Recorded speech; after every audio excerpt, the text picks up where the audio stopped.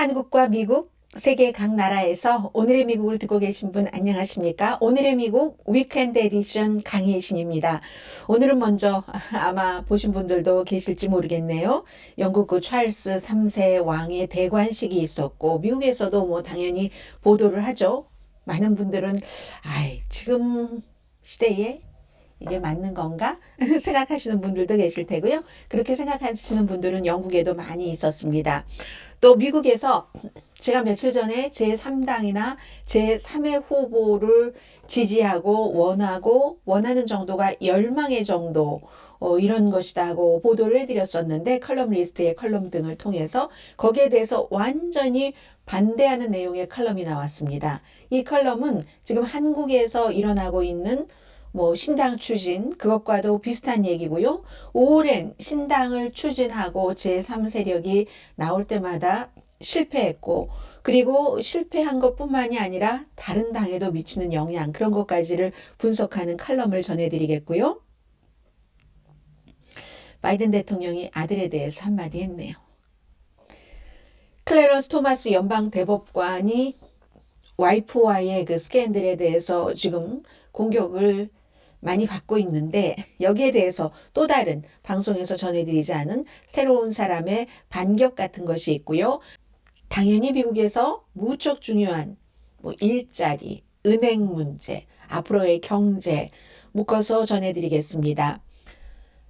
그리고 이제 그 밖에 사회적인 문제에 대해서 지금 사회적인 이슈에 대해서는 공화당이 밀어붙이는 것이 그다지 인기가 있지는 않는데 한 가지 인기가 있는 게 있거든요. 그 부분을 전해드리고 트럼프 전 대통령과 CNN의 만남에 대해서 어떤 생각을 정치에 정통한 사람들은 하고 있는지 거기까지를 전해드리겠습니다. 먼저 로스앤젤레스 시간으로 새벽에 끝났는데 찰스 3세 왕의 대관식에서 저는 그렇게 봤습니다. 그가 이제 왕관을 쓰고 무슨 검이라든가 그 밖에 무슨 십자가 모양의 여러 가지 그 보주라든가 각종 도구라고 하죠. 왕이라는 것을 표현하는 그 각종 도구 속에 특히 이제 왕관을 쓰고 막 보라색 막 다이아몬드가 번쩍번쩍하고 하는 그 왕관을 쓰고 있는 모습이 너무나 오랜 동안 엘리자베스 2세 여왕의 모습으로 봤기 때문에 남자가 그 왕관을 쓰고 있으니까 저는 이상했거든요. 야, 사람의 편견이 이렇구나.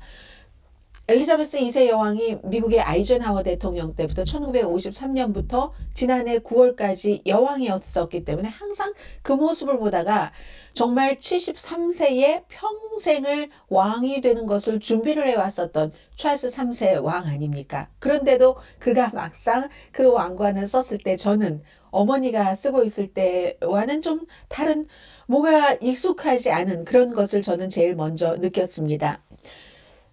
70년 만에 이제 40번째 왕관을 쓰게 됐는데 그리고 이제 그 개인적인 스토리야 카밀라 왕비도 누구 어디에 내놓지 않게 그런 그 많은 그 본인만의 그 아픈 사연 같은 것들도 갖고 있을 테고 아무튼 카밀라 왕비도 왕비의 왕관은 1937년 이후에 처음이라고 하고요.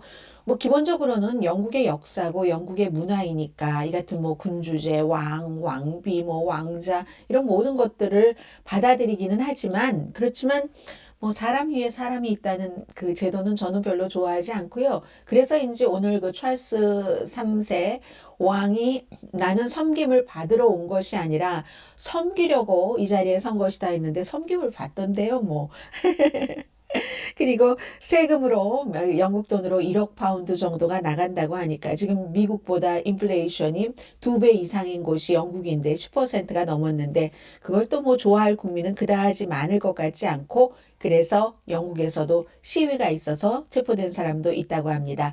그 두 사람의 카밀라 왕비와 찰스 왕의 로맨스야. 개인적인 로맨스야 로맨스고 정말 오래 기다리다가 이 카멜라라는 여성도 왕비가 되긴 했지만 또 그걸 바라보는 윌리엄 다음 계승자죠. 승계자죠. 왕.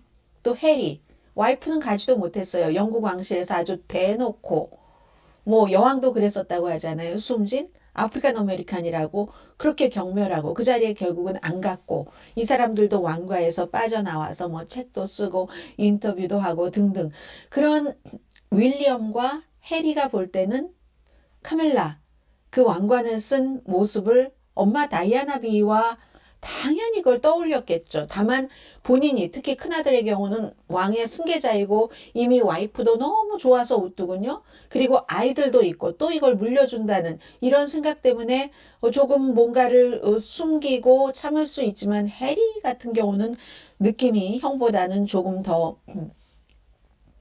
아팠다고 할까요? 아니면 좀 화나는 것도 있었다고 할까요? 그리고 또 영국에서 보수적인 사람들은 해리에게 막 야유를 보냈다고 하고 하니까 아무튼 뭐 모든 그 슬픔과 비애와 위선과 왕실에서의 모든 것들이 다 오늘 그 드러난 그런 그 대관식이었고요. 미국에서는 한 번도 대통령이 가지 않았습니다. 바이든 대통령만 안 간 게 아니라 엘리자베스 2세 여왕 그때도 안 갔고 지금도 안 갔고 다른 나라들은 가죠.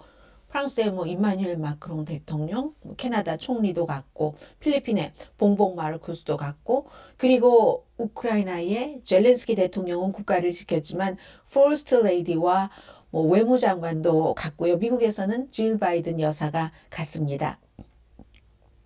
왕의 그 현대적인 역할 글쎄요, 저는, 저는 찬성하는 사람은 아닌 것 같아요.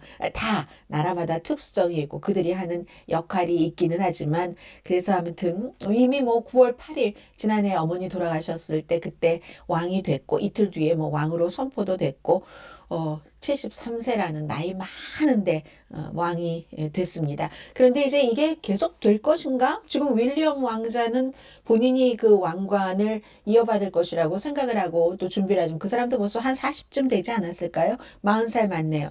그런데 영국이 이제 식민주의를 너무 오래 했었기 때문에 거기에 대해서 지금 막 반발하는 국가들도 있고 또 분열됐잖아요. 왕국이 뭐 잉글랜드, 스코틀랜드, 북아일랜드, 뭐 웨일즈 이렇게 축구할 때도 우리가 혼돈해야지 되는 그런 것들도 있고 또 인기도 덜하고 이 왕 자체에 대해서 31살 뭐 그 정도의 나이의 젊은이들은 35세 미만 영국 사람들은 이 대관식 70년 만에 있는 대관식을 31%만 봤다. 이건 뭐 미국의 CNN의 여론조사 결과입니다. 아마 엘리자베스 2세 여왕의 대관식 같은 거 못 본 사람도 많아도 막 그 당시에 사진이나 클립 이런 것을 찾아서 본 사람들도 많을 텐데 이번에는 확실히 인기가 덜하긴 했습니다. 그래서 규모를 엄청나게 줄였는데도 뭐 1억 파운드가 들었다고 하니까 그 정도로 든 것으로 뭐 정확하게 밝히진 않겠죠. 추정된다고 하니까 이렇게 돈을 많이 들이면서 결국은 시민을 섬기려고 국민을 섬기려고 합니다 하는 거면서도 권위를 보여주는 거잖아요. 그 어마어마한 옷에 막 그 번쩍거리는 왕관에 느릿느릿한 그 걸음에 I don't like it. 솔직히 말씀드리면 I don't like it. 그렇지만 뭐 제가 영국에서 영국 사람으로 살아본 것도 아니고 영국의 뭐 왕족으로 살아본 것도 아니기 때문에 I don't know, but I don't like it. 자, 미국 뉴스로 돌아옵니다. 제3당이나 제3당의 후보를 원한다. 이러한 것은 이제 월스트리트저널의 컬럼니스트 패기 누난을 포함을 해서 워싱턴 포스트도 지적을 했고 하는데 이번에는 뉴욕타임스의 게일 콜린스라는 컬럼니스트는 그거 절대 안 돼. 안 돼, 안 돼. 그러면 안 돼. 라고 컬럼을 썼습니다. 어렵기도 하고 그런 일이 일어나서도 안 된다는 건데 혐오감은 충분히 이해한다고 했습니다. 바이든 대 트럼프로 현재로서는 그렇게 보이기 때문에 사람들이 대안을 찾는 것도 당연히 이해를 하지만 그렇지만 죽어도 미국에서 이렇게 선거가 아직 한참 남았는데도 그날 꼭 투표하시고 이렇게 투표하지 마세요 하는 컬럼이 나오는 것도 이례적인 겁니다. 죽음표가 되는 것을 하셔서는 안 됩니다. 굉장히 유혹적인 것은 사실이지만 너무나 유혹적이기 때문에 바이든도 아니고 트럼프도 아니고 제3의 인물 너무 유혹적이라서 항상 유혹적인 것은 재난, 재앙을 가지고 오잖아요. temptation이라는 것, seduction이라는 이런 것들은 항상 disaster와 연결되는 경우가 무척 많잖아요. 선거에서도 그렇다고 얘기를 합니다. 트럼프는 끔찍하고 바이든은 지루하게 느끼는 사람들. 2016년도에요. 트럼프가 이긴 게 게일 콜린스라는 이 뉴욕타임스 칼럼니스트는 이제 주도 딱 그 세 개 주만 꼽습니다. 펜실베니아, 미시건, 그리고 위스콘신.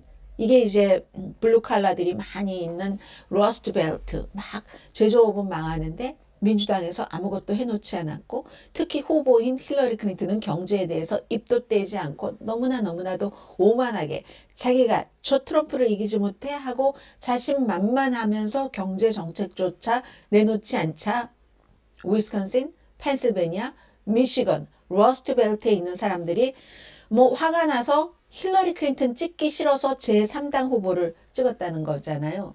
자유당이나 그린당 후보.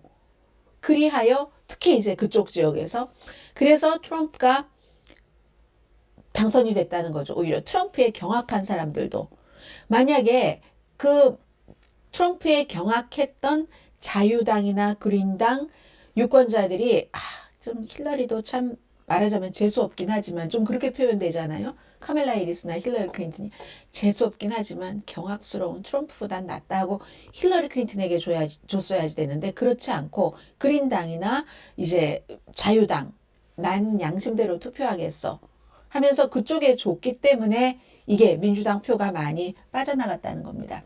지금의 여러 번 말씀드렸습니다. No Label이라는 새로운 제3의 당으로서 제3의 임무를 물색하고 있는 그 과정을 지금 해나가고 있는 이 노 레이블을 이끄는 사람이 조 리버먼입니다. 예전에 굉장히 유명했어요. 이 사람이 커네디컷주의 민주당 연방 상원 의원이고 그리고 또 유대인이기 때문에요. 그 유대인에 관한 모든 것에 너무너무 철저했던 사람입니다. 이 사람이 지금 이끌고 있는 게 노 레이블이라는 새로운 대안을 대체적인 사람을 만든다는 건데 게일 콜린스라는 뉴욕타임스 칼럼니스트는 그 사람이 어떤 사람이냐 알고의 부통령 후보로 나가서 그래서 딕 체니라는 아들 부시 대통령의 부통령 후보와 그 토론을 하는데 부통령 후보 토론은 한 번 어떤 땐 두 번이기도 하고 한 번 그 토론을 완전히 망쳐버려서 알고가 표를 많이 얻는데 도움을 전혀 주지 못한 사람 딕 체니가 엄청 잘했죠. 그 당시에. 그런 사람 본인이 또 4년 뒤에는 대선 출마까지 했었습니다. 당연히 안 됐죠. 그런 사람이 무슨 거대 담론의 답을 갖고 있겠는가라고 지적을 합니다. 그리고 실제로 그 당시에 2000년도 선거에서 플로리다에서 재검표하고 해서 결국은 아들 부시가 537표 차이로 이겼잖아요. 손검표하고 알고가 승복을 했기 때문에 또다시 뭔가를 할 수 있는 절차는 남아있지만 알고가 그때만 하더라도 신사니까 그랬지. 알고도 지금 그랬으면 다시 하자 했을 것 같아요. 그런데 그때 537표 차이로 이기긴 했지만 그쪽에 대법원이 손을 들어줘서 그 당시에요. 랄프 레이더라는 사람이 그린당 후보가 가져간 표가 97,000표였습니다. 플로리다주에서. 97,000표였는데 랄프 레이더가 가져간 그린당 후보로서의 표는 거의 민주당 것이 많거든요. 537표 차로. 야, 그때 그 랄프 레이더가 소비자 보호 운동을 해서 굉장히 유명했었던 환경 보호 옹호론자. 그러니까 당연히 이건 민주당과 가깝잖아요. 그렇게 해서 나쁜 결말을 낸 사람이 조 바이든인데 알고 전 부통령의 러닝메이트로서 그런데 뭘 이 사람이 무슨 노 레이블이고 뭐고 뭘 하겠어요 하는 게 뉴욕타임스 칼럼니스트 얘기입니다. 그리고 그 대선뿐만이 아니라 지금 이제 민주당이었다가 무소속으로 한 애리조나주의 크리스틴 시네마라는 연방 상원 의원이 있죠. 그 사람은 그 양성입니다. 여자인데 양성이고 지금은 이제 무소속이긴 하지만 당시에 상원 의원으로 2018년도에 당선될 때 어땠냐면은 위험했어요. 아슬아슬했어요. 그랬더니 그린당 후보의 엔젤라 그린인가 뭐 이름이 그렇다고 하던가요? 그 그린당의 후보가 야 이거 공화당이 되면 안 되겠다 해서 자신의 지지자들에게 나한테 찍지 말고 크리스틴 시네마에게 찍어주세요. 이렇게 해서 크리스틴 시네마가 당선된 사람입니다. 이렇게 제3당이라는 게 나오면 이제 뭐 그린당, 뭐 자유당뿐만이 아니라 노 레이블까지 있으면은 그러면은 굉장히 힘든 거죠. 물론 이 크리스틴 시네마는 굉장히 자기중심적이고 또 비협조적이긴 했죠. 민주당에는. 물론 본인은 민주당도 아니고 공화당도 아닌 나의 정치를 하겠다라고 얘기를 하지만 꼭 그렇게 보지 않는 사람들도 있는 것 같습니다. 그리고 다시 민주당에서 뭐 재지명될 가능성이 없어 보이니까 차라리 무소속으로 나간다 이런 얘기를 하는데 어쨌든 이 사람도 당시에 그린당 후보가 사표가 되지 않도록 하는 것도 막으면서 민주당을 지지해 주라고 했기 때문에 그린당으로 안 나갔기 때문에 됐다는 거고요. Maybe 이 크리스틴 시네마와 가장 많이 민주당에서 골치 아파했던 인물이 조 맨신, 웨스트 버지니아가 지역구인 연방 상원 의원입니다. 이 사람이 아마 아직까지 이렇다 저렇다 발표는 하고 있지 않지만 민주당이 아닌 노 레이블 여기에 속해서 대선에 출마할 가능성도 있어 보인다고 이 칼럼니스트는 지적을 합니다. 그런데 정치인이라면은 모두 완벽하게 제3당의 옵션이 어떤 건지 제3의 대체 인물의 옵션이 어떤 건지 너무나 잘 안다는 얘기입니다. 2000년도에 몬타나주에서는 보수적이죠. 어떤 일이 있었냐면요. 그린당이 공화당이 10만 달러를 들여서 뭐 그린당 후보가 되려고 하면 뭐 공화민주는 당에서 이제 알아서 하고 뽑고 하지만 다른 군소 정당 같은 경우는 뭐 어느 정도의 뭐를 충족시켜 줘야지 되는데 뭐를 충족시켜 주려면 사람들의 서명도 받고 사람들이 그 충족시켜 줄 수 있는 뭔가 숫자를 채워 줘야지 됩니다. 그런데 그 당시에 몬타나에서 그린당 후보가 될 수 있는 그 자격을 충족시켜 주기 위해서 공화당이 10만 달러를 썼어요. 이게 뭘 의미하느냐. 그거 민주당으로 갈 표가 그린당으로 가서 우리 공화당 후보가 이기자 하는 겁니다. 나중에 이걸 중간에 유권자들이 알았어요. 그리고는 고소를 했죠. 고소를 했더니 법원에서 그렇게 해서 그린당 후보로 만들 수 있도록 이름에 그 서명을 한 사람들 이름을 다 빼라 한 판결도 나왔거든요. 그렇기 때문에 투표장에 갈 때는 스마트하자라고 얘기를 합니다. 양당제, 민주제. 물론 지금 한국의 제3의 당과는 다를 수도 있겠습니다만은 이 지금 그 게일 콜린스라는 뉴욕타임스 칼럼니스트는 등을 펴고 변화를 위해서 싸우자. 지금 2024년도 미국 대통령 선거에서의 제3의 인물을 논한다는 것은 그건 좋은 일이 아니고 그리고 제3의 인물이 거의 또 이 게일 콜린스라는 사람은 굉장히 리버럴한 사람이니까요. 공화당에 이득이 될 수도 있다고 판단하는 것 같습니다. 등을 펴고 변화를 위해서 싸우고 투표장에는 꼭 가되 제3당 찍지 마시오 하는 얘기입니다. 이제 바이든 대통령도 어제 대선 후보로서의 출마 선언을 하고 나서 처음으로 MSNBC와 인터뷰를 했습니다. MSNBC와 인터뷰에서 뭐 여러 가지 뭐 당연히 경제 등등 얘기를 했는데 우리 아들은 죄가 없습니다. 라고 아버지로서 얘기를 하더군요. 아버지도 지금 바뀌고 아들도 바뀌었어요. 대응 방식이. 이 아들은 너무 많은 문제가 있기 때문에 지금 이제 뭐 maybe 빠르면 뭐 다음 주에라도 기소가 될지 기소가 되지 않을지가 결정이 될 수 있는데 그 가운데서 총을 살 때 본인이 약 같은 걸 복용하지 않았다고 거짓 진술을 해서 무슨 뭐 서류 위조죄 같은 것 그리고 뭐 세금, 돈 벌어서 세금을 뭐 완전히 그 인컴을 보고하지 않았다던가 알칸소에서 지금 살고 있는 여성과 아이를 낳아서 그 양육권을 좀 깎는 문제, 뭐 한 달에 뭐 한 2만 달러 정도 들어간대요. 그래서 이제 이 사람이 굉장한 부자가 아니니까 그런 문제들이 있고 그리고는 이제 아버지가 우리 아들 죄 없습니다. 라고 얘기한 건 특히 공화당에서 지난 몇 년 동안 계속 지적을 해왔었던 우크라이나와 뭐 중국에서 돈을 벌었는데 그게 다 불법이고 이런 부분에 대해서 아버지가 의회에서도 얼마나 많이 조사했습니까? 공화당의 의회에서도 법무부에서도 조사를 하고 있고 우리 아들이 어쨌든 그 부분에 대해서 죄를 저지르지 않았습니다. 이렇게 얘기를 하는데 그건 아버지의 얘기고 공화당의 유권자들은 다르게 받아들일 수도 있다는 것이요. 아버지는 그를 믿는다. 내 아들을 믿는다. 라고 얘기하고 아들도 변호사, 선임 변호사 중에 변호사도 바꿨어요. 굉장히 적극적인 사람으로. 그래서 이제는 공화당이 뭐라고 지적을 하면 예전에는 숨었거든요. 그리고 대응하지 않는 대응으로 했는데 지금은 아주 그냥 딱 맞불을 착착 놓고 아버지의 공식 행사에도 많이 참석을 하고요.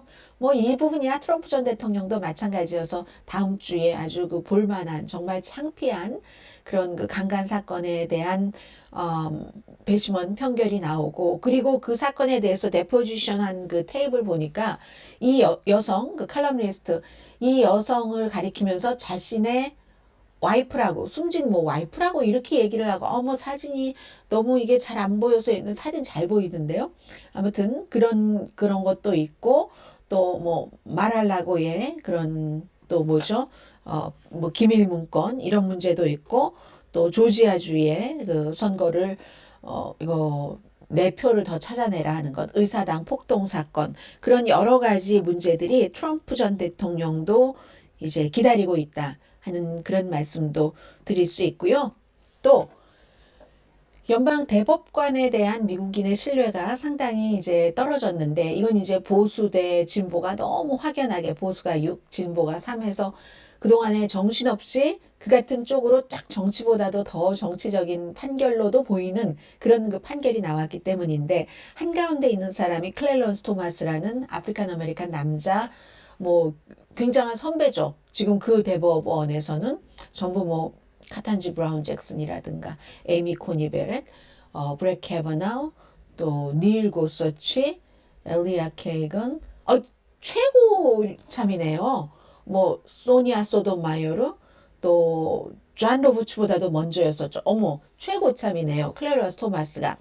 이 사람이 와이프 지니 토마스가 어찌어찌 하여서 원래부터 알고 있던 사람인데 돈이 굉장히 많은 레오나르드 레오라는 아주 보수 운동을 하는 사람인데 그 사람이 하는 단체에서 클래런스 토마스 와이프가 하는 또 그런 그 어떤 뭐 컨설팅 회사에 돈을 한 해 동안 2011년, 2012년 사이에 뭐 8만 달러를 주고 또 뭐 2만 5천 달러를 준다는 그 줬다는 것까지는 아니지만 준다는 이 같은 서류 같은 것이 막 나오면서 그 사이에 전에 트럼프 전 대통령 시대에 백악관에서 자문을 했던 켈리안 코네이라는 이런 여성이 여론조사 전문회사랄까 여론조사 전문회사가 돈을 많이 법니다.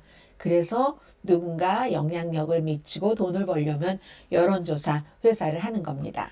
켈리안 코네이가 본인이 하고 있는 그 여론조사를 통해서 막 돈을 이렇게 지불하고 그런데 그게 컨설팅 피라고 하면서 연방 대법관 아내가 하는 컨설팅 회사에 들어갔다. 뭐 1년 조금 넘는 기간에 일단 드러난 게 이제 10만 달러가 넘는데 그렇게 들어가고 나서 그 돈을 준 사람이 어떠한 그 소송을 해서 연방 대법원에서 판결을 내리는데 이 사람이 원했던 대로 판결을 내렸다. 그 판결이 소수 인종이 투표를 하는 것을 더 불편하게 하는 그런 것. 원래 주정부에서 선거에 대한 룰, 규칙 같은 것을 바꾸려면 먼저 연방정부가 그걸 승인을 해야지 되게 하는 게 미국 법이었는데 그때까지 그걸 없애버린 겁니다. 그 이후에 뭐 게리맨더링 같은 거 또 지역구를 맘대로 설정하는 것도 더 많아졌고 공화당에 훨씬 유리하게 뭐 지역구가 선정이 되고 투표하기가 좀 어려워지고 뭐 거기에는 다 장단점들이 있지만 그런 것을 이 케이스에 있어서 어쨌든 그 남자가 이 여자에게 클래런스 토마스의 와이프에게 돈을 주고 이 남자가 원했던 판결을 연방 대법원에서 내려서 소수인종의 투표권을 조금 아주 타이트하게 조여버렸는데 그때 클래런스 토마스도 본인 소수인종이잖아요. 소수인종 중에서 투표권을 위해서 싸우다가 숨진 아프리칸 아메리칸이 얼마나 많습니까? 그 아프리칸 아메리칸 클래런스 토마스도 거기에 찬성을 해서 소수인종의 투표의 권리가 축소되는 표를 던졌다. 그때 5대4였거든요. 그러니까 이게 말이 돼? 하는 얘기가 또 나온 겁니다. 그 밖에도 너무 많고요. 무슨 시스터의 뭐 손주를 1년에 어린아이인데 대학생도 아닌데 뭐 15만 달러, 1년은 아니고 1년, 한 달에 어떤 학교는 뭐 6천 달러 이상 그렇게 해서 막 학교를 졸업하는데 그게 전부 공화당 기부자가 돈을 다 내줬다는 것 아니겠습니까? 너무너무 많은 선물 받은 것과 휴가 가고 이런 걸 하나도 보고하지 않고 그런 문제도 있고 이제 클래런스 토마스는 너무 많은 문제가 있기 때문에 어떻게 될지 모르겠어요. 그런데 오늘 아침에 바로 이 지니 토마스라는 클레로스 토마스의 와이프에게 돈을 이렇게 해서 전달한 그 회사의 이제 그때 책임자였었던 켈리안 코네이라는 트럼프 전 대통령의 자문이었던 이 여성이 아니 이게 뭐가 잘못인데 지니 토마스, 버지니아 그 지니 토마스가 보수 운동을 했었다는 것은 다 알고 있는 것 아니야? 그리고 우리 여론조사 기구는 그런 사람들에게 뭐를 컨설팅을 하고 일을 맡기고 해. 이렇게 얘기를 했거든요. 그리고 그 여론조사 기구가 오피니언 같은 것을 대법관의 아내에게 들어서 뭔가를 연구하고 분석했는데 그게 연방대법관과 무슨 상관인데? 라고 얘기를 했습니다. 그런데요. 어쨌든 그 일로 돈을 지불했고 이 진이라는 대법관의 와이프와 그 돈을 지불한 또 다른 남자요. 그 레오날드 레오가 켈리안 코네이를 통해서 막 지불하고 했다는 건 아니에요. 그 남자는 전에도 대법관의 와이프가 이 컨설팅 회사를 만들기 전에 같이 또 회사를 만들었었어요. 근데 그게 대법관 아내고 하니까 좀 문제가 됐거든요. 그러니까 딱 나와서 혼자 회사를 만들었고 회사를 만들자마자 뭐 8만 불을 주고 2만 5천 달러를 주고 했었다는 거거든요. 그리고 문제는 그러면 이러이러한 일을 했으면 미국에서는 항상 어떠한 일에 비즈니스 익스펜스로 할 때 누구에게 얼만큼을 줬다라는 것을 써야 되잖아요. 지니 토마스라는 말만 싹 뺐고 그것도 그것은 절대로 알려주면 안 된다 하는 이러한 의견들이 오고 간 것까지 워싱턴 포스트가 모조리 알아내서 어제 보도를 한 겁니다. 왜 돈이 오고 간 사실까지 숨겼는가? 그리고 어쨌든 지니의 남편은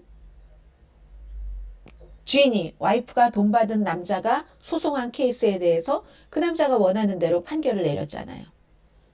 소수인종의 투표를 어렵게 하는 판결. 그러므로 아무리 지금 클래런스 토마스를 공화당 쪽에서 비호한다 할지라도 이미 공화당의 많은 사람들도 저 사람이 좀 깨끗하지는 않네. 살아온 것이 돈에 대해서는 혜택을 본 것에 대해서는 이렇게 생각하는 이거 미국에 좋은 건 아니죠. 연방대법원이 모든 결정의 최고 정점에 있는데 이런 일들이 미국에서 있었고요. 경제를 조금 말씀드리겠습니다. 경제는요, 지금 뭐 4월에 일자리 보고서가 강하긴 강했지만 그게 보기보다 강하지 않다고 지적을 하는 매체도 있네요. 이코노미스트의 경우는 기억해야 될 것들이 있답니다.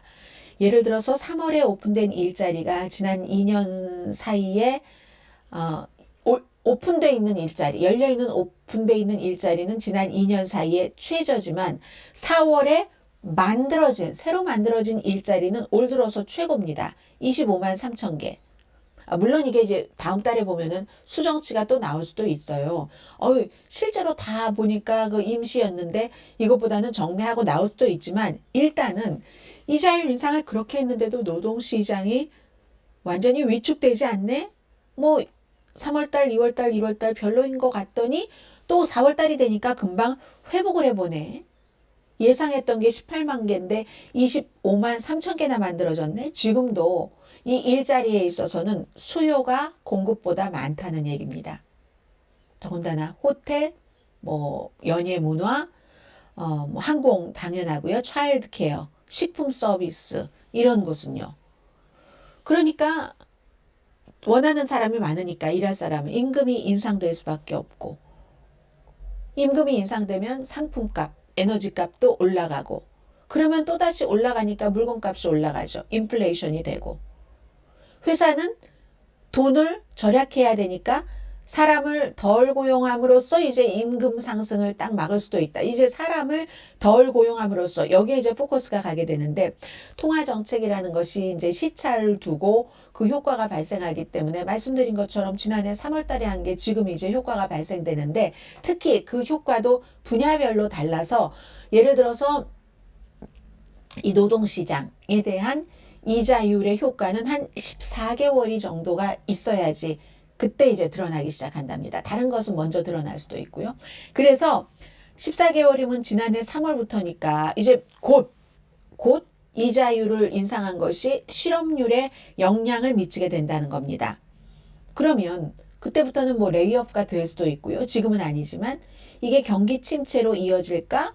뭐 이런 생각들도 하는데 고용인이 만약에 새로운 고용은 줄이고 해고를 하지 않는다면 뭐 그렇다면 이거는 좀 탐나는 얘기죠. 소프트 랜딩, 연착륙이라는 거죠. 그런데 여기에 최근에 은행에서 얼마나 은행이 붕괴가 되고 그러므로 은행도 좀 조심해야지 되니까 대출을 잘 안 해주고 신중하게 대출을 안 해주면 대출 받아서 뭐 좀 확장도 해야지 되는데 그게 안 되니까 성장이 줄고 그럼 그 시나리오에 따르면 소프트 랜딩, 연착륙은 조금 힘들어 보이는 거죠. 그리고 그렇게 될 때 단단한 노동시장도 깨질 수 있다는 얘기입니다. 지금 강해 보이지만 몇 개월 있어서 이자율을 인상하고 나서 14개월 되는 그 시점부터는 노동시장도 깨질 수 있다. 봐야지 되는 문제죠.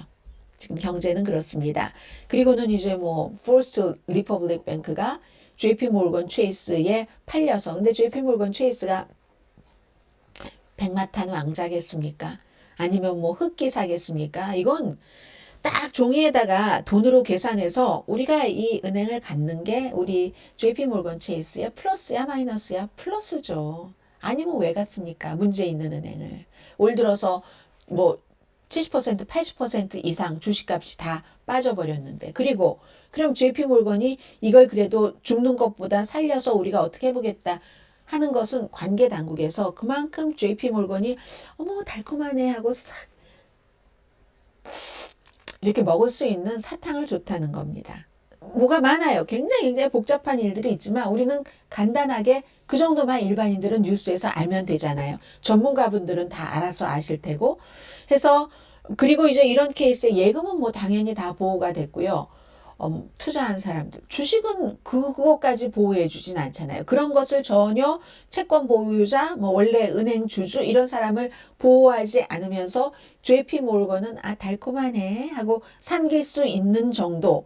그리고 그 주주라든가 이런 많은 사람들 가운데서는 또 은행을 잘못 관리했고 하니까 책임 벌 받아야 될 사람이 있는 것도 사실이고요. 좀 남의 돈을 가지고 더 많이 예상을 했다면 좋았을 테고 이자율 급격한 이자율 인상이라든가 그리고 좀 많이 벌려고 하다가도 조금 보수적으로 해서 덜 벌더라도 안전하게 하자 했었으면 좋았을 텐데 그때는 이자율 인상을 상상하지 못하고 이렇게 위험하게 돈을 잃어버리는 쪽으로 많이 투자를 해서 그런 것들이 알려지고 나서 사람들이 돈을 쫙 빼가면서 주식이 거의 휴지 조각이 돼버리고 뭐 이건 나중에 그 퍼스트 리퍼블릭 뱅크는요 거의 100%다 정말 휴지 조각이 돼버렸잖아요. 아무튼 그래도 규제 당국이 너무 달콤해서 JP 몰건이 씹을 수밖에 없도록 만든 그런 것들을 해준 거고요. 그리고 은행 문제가 끝일지 아닐지는 아직 모릅니다. 관계 당국이나 연방준비제도나 의회나 아마 새로운 은행을 규제하는 어떠한 시스템을 만든다는 것에는 의견 동의를 했고 만들어야지만 되는 겁니다. 올 들어서 무너진 파산해버린 세계 은행의 자산이 합치면 2008년도에 무너져버린 금융재정 상태 때 무너져버린 25개 은행의 자산을 합친 것보다 많습니다. 이 세 은행이 당연히 인플레이션 감안해서 그렇다는 얘기입니다. 그래서 뭐 경제는 계속 요주의 그리고 6월 달에 또 중순에 연방준비제도의 그 공개시장위원회 있고 이자율 인상 여부는 그 뒤에 나오기 시작하는 여러 가지 데이터를 보면서 결정을 하겠죠. 오늘도 이런 뉴스가 나오네요. 미시시피 식당에서 총격 사건으로 한 명이 숨지고 4명이 부상했다. 텍사스에서 아이가 잤니? 좀 총 쏘는 것을 자제해 주세요. 했다가 이웃집에 총 들고 가서 막 사람들 쏘고 도망쳤던 남자는 잡혔고 애틀란타, 엘라바마였던가요? 엘라바마였었죠? 네, 그곳에서 병원에서 총격 사건을 일으켰었던 사람 체포됐고요. 잠깐만요. 한번 제가 보겠습니다. 그게 엘라바마였던가 애틀란타였던가 월요일 아니었고요. 화요일도 아니었고요. 아마 수요일 아니었을까 싶은데요. 수요일 오후였을까요? 수요일도 왜 없죠? 그러면 한번 목요일 한번 보겠습니다. 이거 사실은 별것 아닌데 저희가 뉴스를 하다 보면 뉴스에서는 조금 더 정확하게 전달해 드려야 된다 이런 생각이 있기 때문에 자 그러면 다시 한번 제가 나중에 애틀란타였네요. 애틀란타. 그러니까 조지아주네요. 엘라바마가 아니라 엘라바마에서도 뭔가 있었는데 얼마나 사건이 많으면 뉴스를 늘 하는 제가 이렇게 혼돈을 하겠습니까? 그런데도 총기와 이제 총기 규제를 강화해야지 된다고 하는 그런 그 공화당 주에서의 공화당 정치인들은 없습니다. 그리고 그걸 강화해야지 된다고 하는 다른 정치인들이 지금 굉장히 어려움을 겪고 있고 뭐 의원직도 뭐 어떤 경우 박탈당했다가 다시 복귀되기도 하고 임시로 그런 일이 있는데 이런 일들이 계속 일어나니까 총기와 총기 범죄에 대해서 사람들이 야 경제보다도 더 중요해. 이거 정부의 뭐 좀 일 잘 못하는 것보다도 더 중요해. 라고 생각하는 사람들도 많이 늘어났습니다. 그래서 총기와 총기 범죄가 가장 중요한 문제라고 생각하는 사람들이 5번째와 6번째예요. 그전에는 무슨 뭐 제일 사람들이 중요하게 생각하는 게 정부의 리더십, 경제, 생활비, 이민, 그 다음이 총기 범죄. 이렇게 되는 겁니다. 이런 일들이 있고요. 막 총을 들고 의사당에 갔었던 프라우드 보이즈의 엔리크 누구였었죠? 그 리더와 다른 3사람은 선동 음모죄로 유죄 판결을 받아서 선고 공판은 8월 달에 있습니다. 최대 20년 징역형에 처해질 수 있습니다. 이로 인해서 트럼프의 군대라고 불리는 프라우드 보이즈는 지금 이 법무부에 큰 승리를 준 사건 종결이 됐고요. 그리고 뭐 트럼프 전 대통령은 본인이 대통령 되면 사면한다고 하니까요. 그런데 여기 변호인들이 우리 좀 나와서 증언 좀 해주세요 하면 절대 그런 거는 나가지 않죠. 그리고 이제 이 문제가 중요합니다. 스포츠에 참여하는 미성년자, 그리고 성을 전환하는 미성년자, 그리고 성별을 뭐 이런데 이 성별을 어떻게 해야 돼 하면서 이제 호르몬으로 치료를 하는 이런 모든 것들을 하는 것에 반대하는 미국 사람들이 더 많습니다. 그런데 이제 여기도 주의하셔야 될 게 하나 더 있는데요. 워싱턴 포스트가 여론조사를 한 건데 미국 성인 68%가 10살에서 14살 사이 성전환 어린이를 위해서 이제 사춘기 뭐 약물로 막 해서 성전환을 그 아이가 어렸을 때부터 느껴서 그렇게 해달라고 하고 부모도 이제 의사와 다 상담을 한 끝에 그렇게 하는 것에 반대한답니다. 그 호르몬 치료를 해서 아이가 원하는 성으로 해주는 것에 반대하고 58%는 조금 나이가 든 15살에서 17살 성전환 어린이를 위한 또 호르몬 치료 이런 것도 또 그러니까 반대한다는 얘기예요. 60% 이상은 성전환 여성과 성전환 소녀가 이런 학교 스포츠 팀에서 다른 소녀와 경쟁하는 것에도 반대를 하고 현재 21개 주법이 성전환 학생, 운동선수가 자기가 이제 얘기하는 그것. 나는 태어나긴 남자인데 내가 여자야. 하면서 여자 스포츠에 들어가는 것을 금지합니다. 21개 주에서는.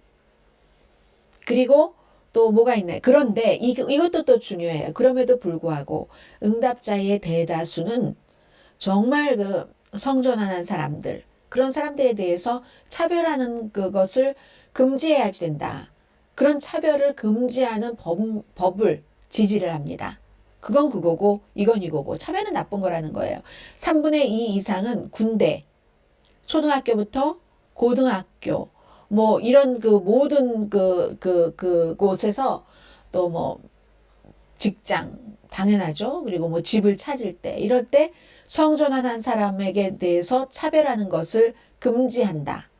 이 여론조사는 2022년 11월 10일부터 지난해 12월 1일까지 미국 성인 1338명을 대상으로 했고 오차 범위는 4%입니다. 그런데 이제 요즘 하도 뉴스가 많아서 그러다가 이것도 또 이슈니까 이제 워싱턴 포스트가 지금 발표를 했습니다.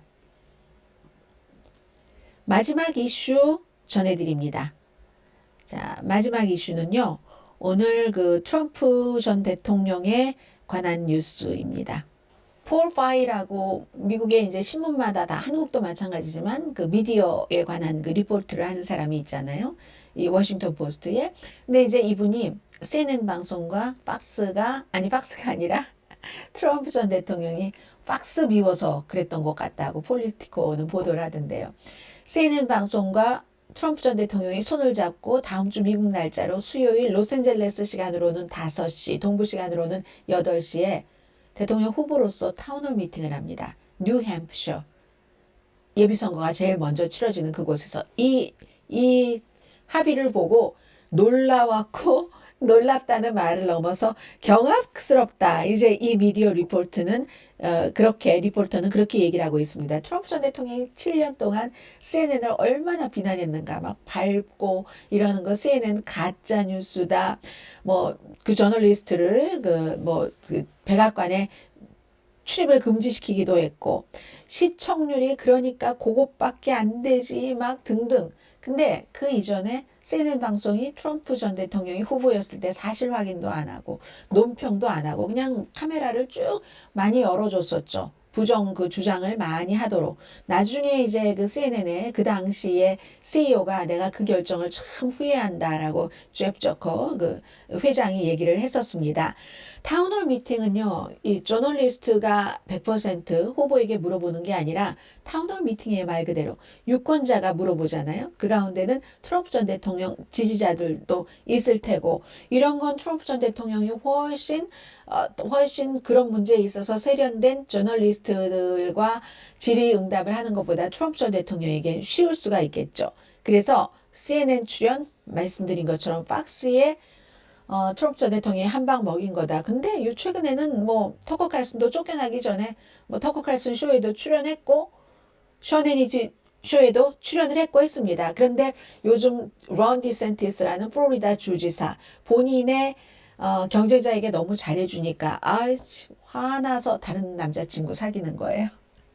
그런데 그것도 있지만 기본적으로는 조금 어차피 본인 지지자들은 본인을 찍으니까 온건한 쪽으로 CNN을 보는 그런 사람들 쪽으로 확장해 나가는 거죠. 유권자의 층을. 그래서 이제 다음 주 화요일 아니 수요일 5시면은 정말 황금 시간이에요. 이게 터커 칼슨이 팍스에서 터커 칼슨 쇼를 했었던 시간이잖아요. 그래서 이제 이런 것들 그리고 물론 그 케이틀란 컬린스도 질문을 합니다. CNN의 사회자니까. 질문을 하는데 제가 이걸 보면서 어떻게 생각했냐면 트럼프 전 대통령 때만 하더라도 지금 이 케이틀란 컬린스가 원래도 좀 영해 보여요. 아침 뉴스 앵커를 하고 있는데 여러 명이 같이. 원래도 영해 보이는데 그 처음에는 훨씬 몇 년 전에는 더 영해 보였거든요. 그래서 짐 아코스타라는 그 CNN의 그 백악관 출입 기자가 대통령과 막 이렇게 서로 말싸움하면서 백악관이 그 사람을 출입금지 시켜버렸잖아요. MBC 이전에 트럼프 전 대통령의 그런 행위가 있었다니까요. 그래서 그렇게 해놓고 또 트럼프 전 대통령이 CNN을 맨 앞자리에 있는데 백악관 그 기자실에서 맨 뒤로 옮기라고 그랬어요. 그리고는 막 맨 앞에 이상 괴상 망측한 그런 듣도 보지도 못한 매체라고도 할 수도 없는 그런 곳들을 막 백악관에다 심어놨거든요. 그때 무슨 뭐 원 아메리카 네트워크라든가 사람들 알지도 못했을 때 뭐 뉴스맥스라든가 다 자리 차지하고 앉아 있었습니다. CNN 저 뒤로 가라고. 그게 그 언론계에서의 또 파워를 보여주는 거잖아요. 맨 앞자리에 앉는 게. 그때요. 이제 짐 아코스타가 쫓겨나고 나서 CNN이 이 케이틀란 컬린스를 백악관 출입기자로 보냈는데 뒤로 가라 그러니까 안 갔어요. 안 가고 기자단은 어느 나라 기자단이나 웬만하면 기자들 편을 듭니다. 언론사 편을 듭니다. 끼리끼리인 거예요. 그래서 기자단들도 뭐 백악관 출입 기자단들이 막 전원이 막 그 반대를 하고 난리를 쳐서 그 트럼프 전 대통령이 그건 실패했거든요. 짐 아코스타는 쫓아버렸지만 그때가 케이틀란 컬린스거든요. 케이틀란 컬린스 저 뒤에 안 갈래요? 왜 가요? 다른 기자 동료들의 그런 것을 힘을 얻어서 그 사람이 이제 수요일에 이걸 사회를 보니까 어떤 일이 일어날지 굉장히 궁금합니다. 저도 그래서 수요일 날 아주 열심히 보려고 화요일부터 몸 컨디션 잘 조절해 두려고 합니다. 자, 오늘 오늘의 미국 위켄드 에디션 여기서 마칩니다. 한국과 미국 세계에서 오늘의 미국을 듣고 계신 여러분들께 미국은 지금 토요일이거든요. 그리고 보니까 한국은 지금 긴 연휴라면서요. 어린이날도 있고 어머니날도 있고 미국은 어린이날은 everyday is 어린이날 그리고 어버이날은 5월의 둘째 일요일은 어머니날 다음 주에요. 그리고 6월의 셋째는 일요일은 아버지날 이렇게 돼 있습니다. 아주 좋은 연휴 보내시고요. 저는 조금 이따 하나 아주 중요한 재미있는 인터레스팅하기도 한 그런 것을 보내드릴까 아니면 굉장히 의미 있는 걸 보내드릴까 생각을 하고 있고요. 또 내일도 역시 한국 밖에서 본 한국도 있고 오늘의 미국 탑뉴스 브리핑 여기서 다시 만나 뵙겠습니다. 강혜신이었습니다.